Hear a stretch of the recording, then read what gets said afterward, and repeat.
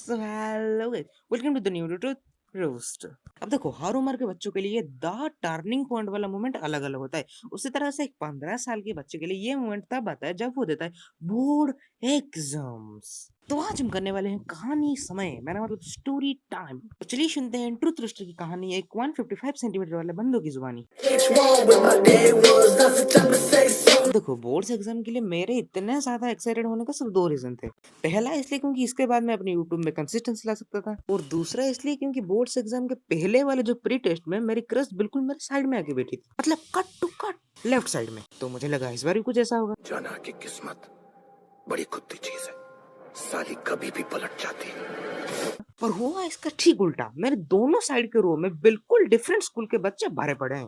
अब देखो, मेरे बोर्ड एग्जाम में हमारे स्कूल में कुछ इस पैटर्न से बैठा होता है। हर क्लास में मिनिमम 4 रो तो होता है। पहले रो में हमारे स्कूल के बच्चे, और दूसरे रो में डिफरेंट स्कूल के बच्चे, तीसरे रो में फिर से हमारे स्कूल के बच्चे, और चौथे रो में वापस से डिफरेंट स्कूल के बच्चे, मतलब 1 2 1 2। अब देखो, मेरे दिमाग से टेंशन तब उतरा जब मेरे को पता चला हमारे ग्रुप के 4 बंदे इंक्लूडिंग मी एक रो में बिल्कुल सीरियसली बैठने वाले हैं। पर सर के ऊपर थोड़ा सा टेंशन तो अभी भी था, क्योंकि हमारे ग्रुप के सबसे बड़ा आइंस्टाइन वाला बंदा वो बैठा था बिल्कुल और एक रूम में। फिर हमने अपने मन को बोला, सह लेंगे थोड़ा सा।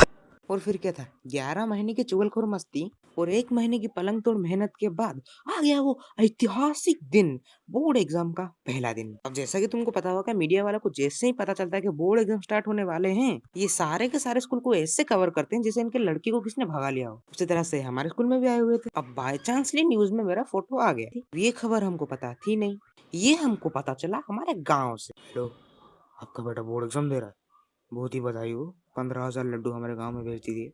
अब यहाँ से मेरे दिमाग में टेंशन इंटू 100 हो गया, क्योंकि मैं बोर्ड एग्जाम दे रहा हूँ। ये बात मेरे गांव के 15,680 लोगों को पता चल गई थी। कुछ ज्यादा हो गया क्या? नहीं, छोड़ो।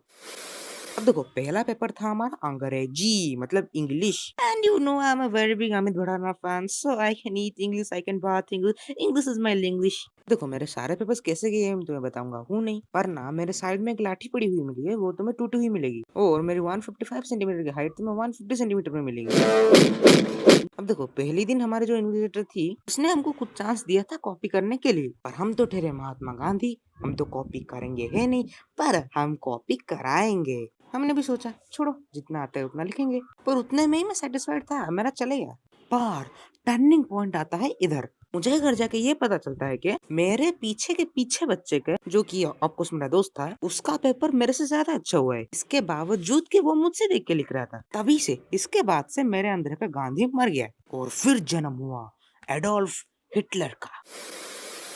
जोक से पाठ, फिर मैंने ठान लिया मुझे जितना आता है वो तो मैं लिखूंगा, पर बाकियों को भी जो आता है वो भी मैं लिखूंगा। देखो, मुझे पता नहीं था कि मेरे लेफ्ट रो के बिल्कुल पीछे वाला बच्चा बिल्कुल अपरिचित वाला था। उसको सारे के सारे आंसर पता थे। वो आता था बिल्कुल 1 लीटर तेल लगा के, और माथे में 5 सेंटीमीटर का चंदन टीका। अब से हमने उसको नाम दिया चंदन टीका, और तभी से वो बना हमारा आंसर के लिए पावर सोर्स। उसके बाद से हमें जो भी क्वेश्चंस नहीं आते थे, तब तब हमने रट्टा मारा, हरे हरे चंदन टीका, राम राम चंदन टीका का। पर तुम्हें ये बात सुन के बहुत ज्यादा हंसी लगेगा कि वो 10 रुपए के कुरकुरे में ही मान जाता था। अगर सच बताऊं तो हमारा सबसे लंबा वाला कटा था मैथ्स में, क्योंकि हम थ्योरीज कुछ और पढ़ के गए थे, फॉर्मूला कुछ और के रट्टा मार के गए थे, क्वेश्चंस कुछ और गिरे थे, और हम आंसर कुछ और दे के आए। मतलब तुम ये बोल सकते हो कि हमारे रूम में बिल्कुल बड़े के बड़े नमूने भरे हुए थे। मेरे राइट साइड में एक पुष्पा बैठा हुआ था, जो की हर वक्त बोलता था पुष्पा पुष्पराज, मैं रटेगा नहीं साला, मैं सिर्फ टीपेगा।